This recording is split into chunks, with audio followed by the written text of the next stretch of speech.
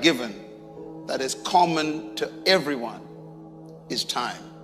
All of us are different heights, different weights, different colors, pigmentation, different economic strata, different ethnic backgrounds. We are from different cultures, but one thing we all have in common, that's time.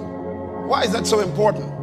Because what you are and what you become depends on how you use your time. The billionaire and the beggar both have 24 hours every day. We measure life in terms of time. The old and the young, the black and the white are all given the same amount of time every day.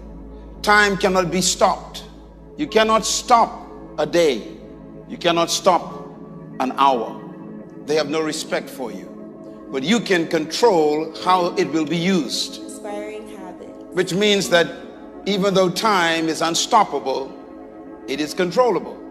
And what you do with it determines who you become. Can you honestly say to yourself that you used time effectively?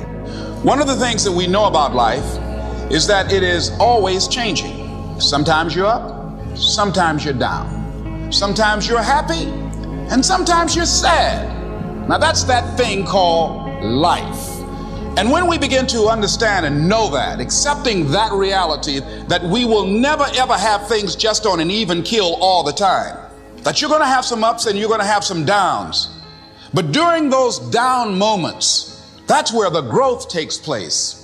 That's where the work is. Anybody can feel good when they have their health, their bills are paid, they have happy relationships, the children are acting normal, business is successful. Anybody could be positive then. Anybody can have faith under those kinds of circumstances. See, but the real challenge of growth, mentally, emotionally, and spiritually, comes when you get knocked down. Adversity introduces a man to himself or a woman. How you handle it, that's where the growth takes place. I think about time a lot because time is life. And every time a year passes, you are basically measuring time. A year is the passing of time in our cultures. A new year is an opportunity to refine your purpose. Secondly, a new year is an opportunity to redefine your life's vision, to see if you are still on course or if you need to adjust. Thirdly, a new year is an opportunity to reestablish worthwhile goals. And I use the term worthwhile because some of our goals may not be worth pursuing anymore.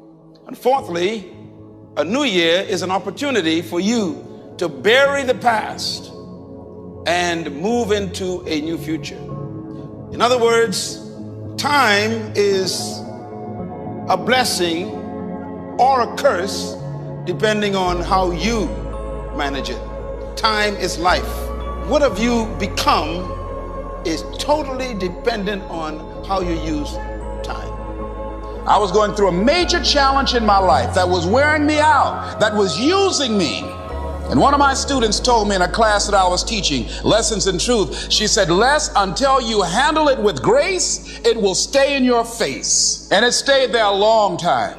Are you going through it or are you growing through it? Because it's not going to leave you until